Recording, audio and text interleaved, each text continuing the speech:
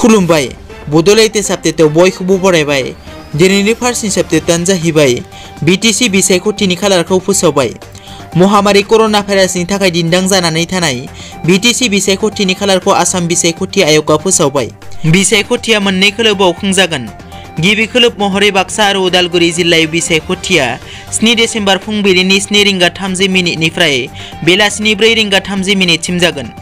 नैथि खोलोब महरै क'क्राझार आरो चिरां जिल्लायाव बिसायख'थिया 10 डिसेम्बर फुंबिलिनि 7:30 निफ्राय बेलासिनि 4:30 सिम जागोन आरो बिसायख'थिनि फिथाइखौ फैगौ 12 डिसेम्बर खालि फोसावगोन होनना आसाम बिसायख'थि आय'गनि कमिशनार आलक कुमारा मिथिहोयो। नैथियाव दङ एप्पल आइफननि थाखाय किडनि फाननानै खैफोदाव सासे लाइमोन। ससियेल मिडियायाव भाइरेल जायो खायसे सोमोनांथाव मेम जाथायफोर, जेरै मोनसे किडनि फाननानै आइफन बायनायनि मेमआ बयनिख्रुइबो सिगां सारियाव थायो। नाथाय बेफोरबायदि सोमोनांथाव मेम भिडिअनि नुथाय बादिनो मोगथाङाव थार जाथाय जादों। सासे लाइमोना गावनि गोसोनि लुबैनाय आइफनखौ मोननो थाखाय गावनि देहानि थरसे किडनिखौ फानदों आरो साननाय बायदि आइफनखौ बायनानै लादों। नाथाय दा गावनो जिउखौ फोथांना लाखिनो थाखाय जुजिनो गोनां जादों। चीन हादरनि सासे 25 बोसोर बैसोनि लाइमोना जिउआव थांना थानांगौनि थाखाय जोबोर गोब्राबै जुजिनानै थानांगौ जादों। थांनाय 2011 मायथाइयाव जेब्ला बियो 17 बोसोर बैसो जादोंमोन, अब्ला बियो गावनि थरसे किडनिखौ फाननानै गंसे आइफन बायदोंमोन। थामथियाव दङ बिपिएफनि सोद्रोमाया इउपिपिएलनि हेफाजाबगिरिखौ गाग्लोबदों।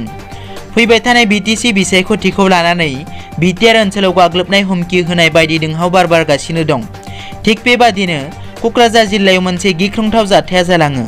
क'क्राझार जिल्लानि कारिगाव प्राइमारिनि सिङाव थानाय उत्तर बासबारि गामियाव सासे बिपिएफनि सोद्रोमाया इउपिपिएलनि हेफाजाबगिरि रितेन नार्जारि आरो दैदेन नार्जारिखौ खोमायाव अरदों आरो गाग्लोबदों। रिपर्टनि बादिब्ला गाग्लोबजानाय सुबुङा गोब्राब जोखोम जादों।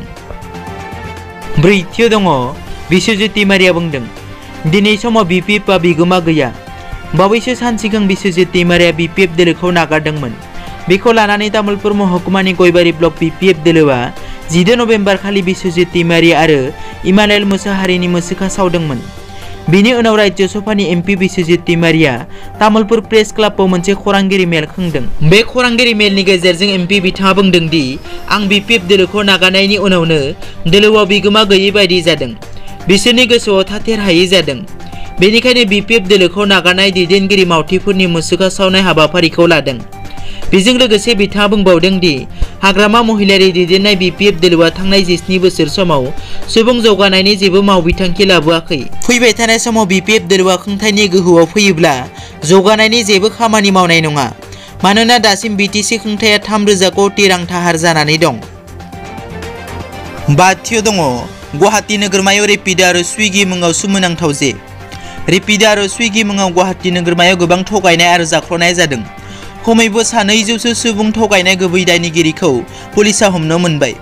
पुलिसनि सुलुंनिफ्राय मिथिनो मोननाय बादिब्ला गिबियाव गोबां लुबैनाय दिन्थिनानै गोरै गोसोनि सुबुंनि मुङाव डेलिभारिनिफ्राय स्कुटि बाइक दिहुनो बे थगायसुला हान्जाया। बेनि उनाव गोमानानै थायो देबजित भट्टाचार्य आरो बेनि कम्पानिया आरो गुबुननि मुङाव दिहुननाय स्कुटि बाइकफोरखौ गुबुननो फानहरो आरो दासान्दि पुलिसआ गोबां फोरमाननि थाखाय गावनि आवथायाव लानानै सोंथि खालामबाय थादों। दिनैनि रादाबा एसेनोसै। नोंथांमोना जुदि आंनि चेनेलखौ दासिमबो साबस्क्राइब खालामाखै, अन्नानै साबस्क्राइब खालाम। गोजोन्थों।